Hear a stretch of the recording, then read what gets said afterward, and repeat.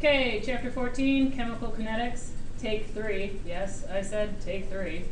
All right, here we go. Let me move this little guy down here so you don't have to look at it. Okay. So, kinetics, the rate at which chemical process occurs, how fast?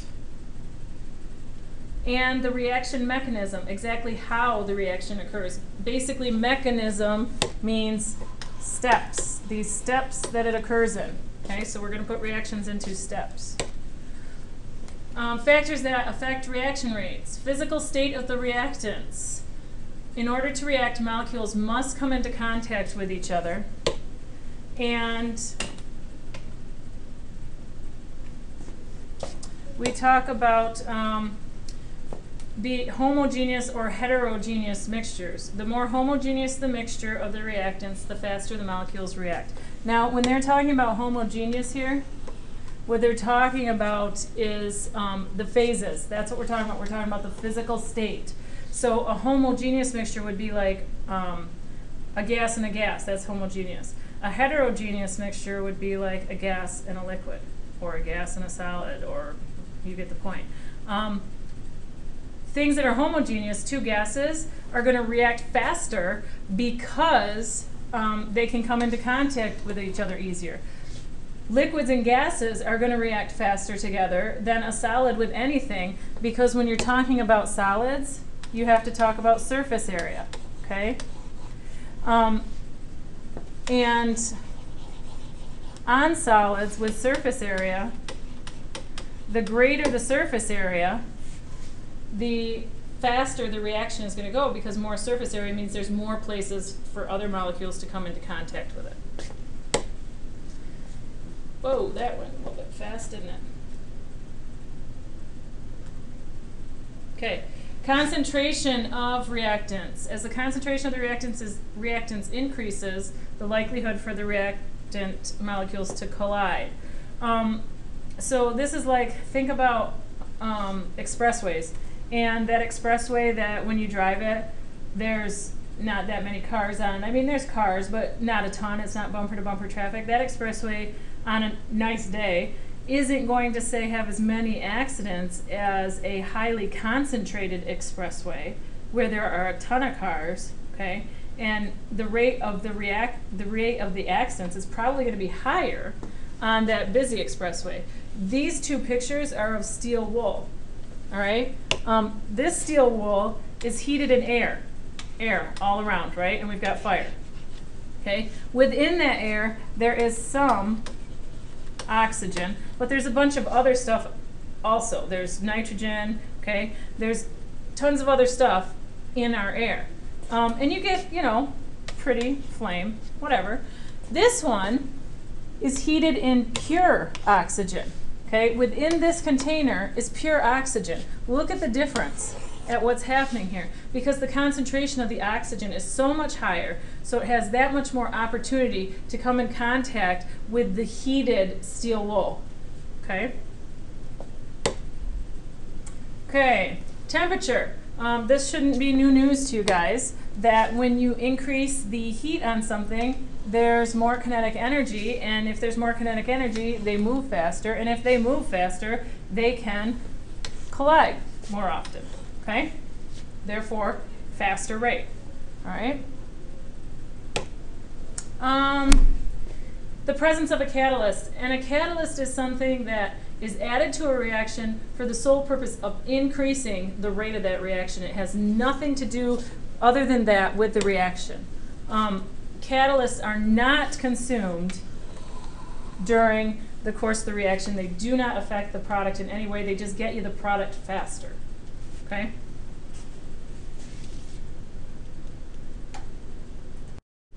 So now we need to talk about reaction rates and the steps involved with reaction rates and looking at recording reaction rates. In these vessels, what I have is I have some, looks like my canning jars. Makes me think of my yummy jam. Anyhow, we have, this is time equals, help if I had a pen to write with. This is time equals 0 seconds. So at the very beginning, notice that they have 1 mole of A, okay? They have 0 moles of B. So the A must be red, okay? And I'm guessing that the B then is blue. So at time equals 20 seconds, after this A has been in here for 20 seconds, some of my A has reacted, so I'm down from 1 mole to 0.54 moles of A, and I now have 0.46 moles of B. After a little more time equals 40 seconds, I'm down even further on my A. I have 0.30 moles of A, and I have 0.70 moles of B. So first of all, when I look at this, the first thing I think is, well, this must be a decomposition reaction, because I start with A, and it breaks into some sort of A plus a B. So maybe this was actually AB, but they just call it A, okay? So A decomposes into A and B, okay? But what I notice the entire time also is that I've got, if I add this up, 1 mole. If I add A and B up here, I have 1 mole. And if I add A and B up here, I have 1 mole. So I didn't gain any concentration, okay, but I changed the concentration as I started out with a reactant, a lot of a reactant, okay, and it broke down into 2 different things. And as that broke down, pretty soon I reached this point where the reaction probably is just about done, or maybe if we kept going to, say, time equals 60 seconds, maybe this whole petri dish, this isn't a petri dish, this is a jam jar, maybe this whole jar would have 0.00 moles of A and 1.00 moles of B, okay? And you still have 1 mole. So maybe this is a case where, whoops, 1 mole total. Maybe this is a case where we don't have A turning into AB. Ooh, that's the start. And then A plus B just turns into B. These are steps within the reaction. This part, I mean, it's very simplified, but it's a couple of steps. We start out with A, then we have A and B, then we have a little less A and a little more B, and maybe eventually we have only B, okay? These are steps, all right, in the reaction. Okay, so reaction rates. So here's a reaction up here, and this shows me some reaction rates. So I've got time, and I've got molarity, which you know molarity is concentration, okay?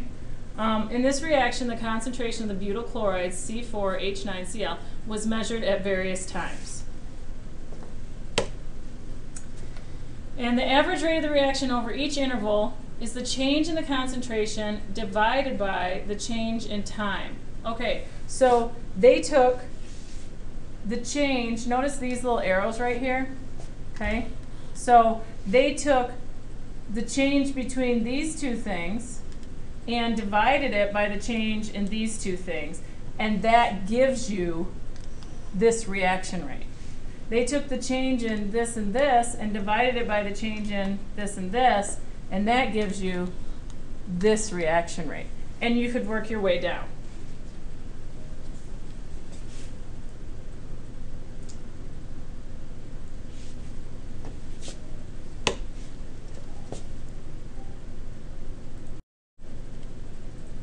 I need to tell you that when you see whoops, it would help if I had a pen again.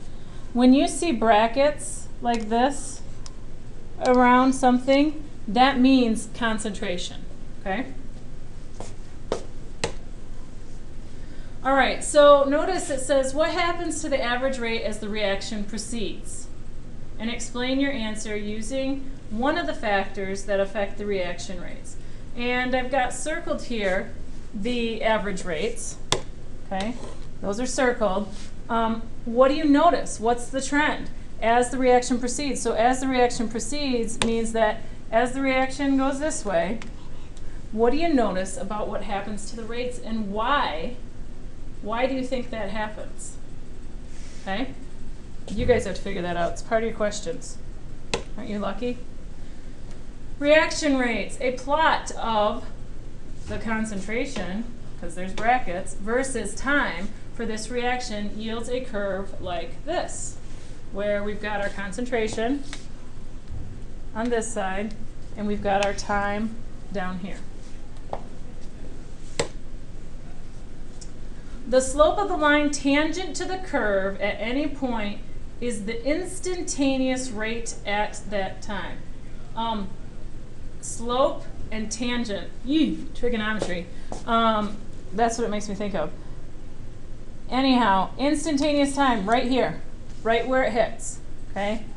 Instantaneous at time equals 0 would be up there, okay? So that's at that second. The rate at that moment is the instant, at that instant, I mean, the name kind of makes sense, instantaneous time, okay?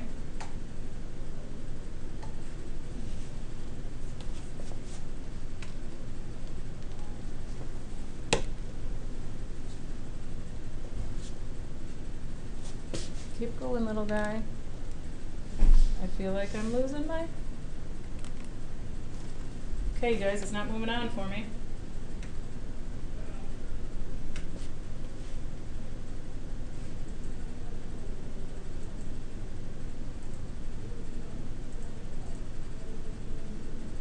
Aha, there we go. Okay. All reactions slow down over time. Therefore, the best indicator of the rate of the reaction is the instantaneous rate near the beginning of the reaction. So over time, the reaction gets slower and slower. That kind of helps you answer that question I asked a little bit earlier.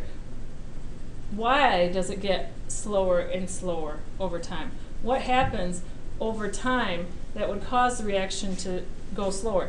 Keep in mind when you answer that question that you have to know what affects the rates of these reactions. We talked about that in the first few slides. In this reaction, the ratio of C4C9Cl to H9OH is 1 to 1. How do they know that ratio? I hope you guys know this without me telling you, but right here, okay, it's a 1 to 1 ratio. Thus, the rate of disappearance of the C4C or H9Cl is the same as the rate of appearance. Okay, so one's disappearance, and one is appearing, and their rates are the same. And they've got a calculation down here where they've got the rate of the disappearance. Notice the minus sign is equal to, in this case, the rate of the appearance. Okay. What if the ratio is not 1 to 1? So here's one where our ratio would be 2 to 1, okay, depending on which one of your products you pick. And in such a case, this is what your reaction rates would look like. Now don't freak out. I know it looks a little bit strange.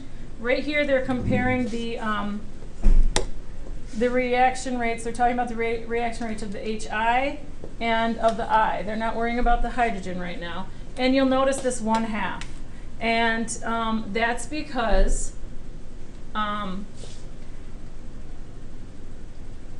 instead of a 1 to 1, it's a half of this turns into 1 of that type situation.